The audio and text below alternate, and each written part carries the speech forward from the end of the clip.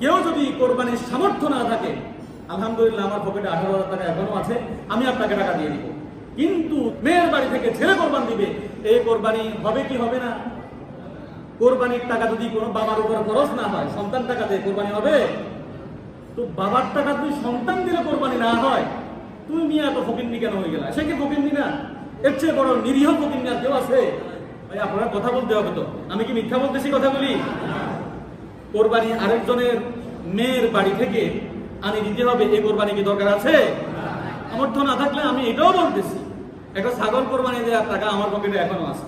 আমি নামাজের পরে আপনি বললে আল্লাহর কসম করে বলতেছি আমি দিয়ে চলে যাবো, প্রয়োজনে আপনাকে আরো একটা কোরবানির ব্যবস্থা করে দিব, অসুবিধা নাই। কিন্তু কোনো ছেলে কোনো মেয়ের বাড়ি থেকে কোরবানির টাকা নিয়ে এরপরে কোরবানির পশু নিয়ে কোরবানি করবেন, আপনি সম্পূর্ণ এগুলি হারাম খাবেন। কেউ সন্তুষ্ট হয়ে কি এগুলি দেয়? গত বছর আমি নতুন বিয়ে করছি, আমার সুস্থ একবারও জিজ্ঞেস করলো না, এগুলি হারাম কাজ। আমার দুটি বোন বিয়ে দিচ্ছি, একবারের জন্য ওদের প্রসঙ্গ আসতো না। আমরা যদি নিজেরা নিজ থেকে ভালো না হয়ে যায়, আমাদেরকে কেউ ভালো করতে পারবে না। কেউ যদি মেয়েদের বাড়ি থেকে কোরবানির জন্য টাকা নিয়ে এরপরে এদের মনে কষ্ট দিয়ে, কোনো মানুষের মনে কষ্ট দিয়ে কি জায়েজ আছে?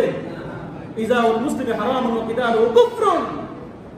কোনো মানুষের মনে ক্ষুদ্রতম কষ্ট দেওয়া হারাম। কোনো মেয়ের বাড়ি থেকে যখন গরু দেওয়া হয়, টাকা দেওয়া, এটা কি সন্তুষ্ট হয় টাকাগুলি দেয়? সুতরাং আমার সিদ্ধান্তের বাহিরে যদি কেউ হয়, আপনার সমাজের মানুষ বলতে পারেন, বললে আপনারটা প্রয়োজনে গ্রহণ করা হবে, তবে এখানে বলতে হবে, মসজিদের মধ্যে বলতে হবে। কথা বলি কি আমার নিজের লাভের জন্য বলতেছি?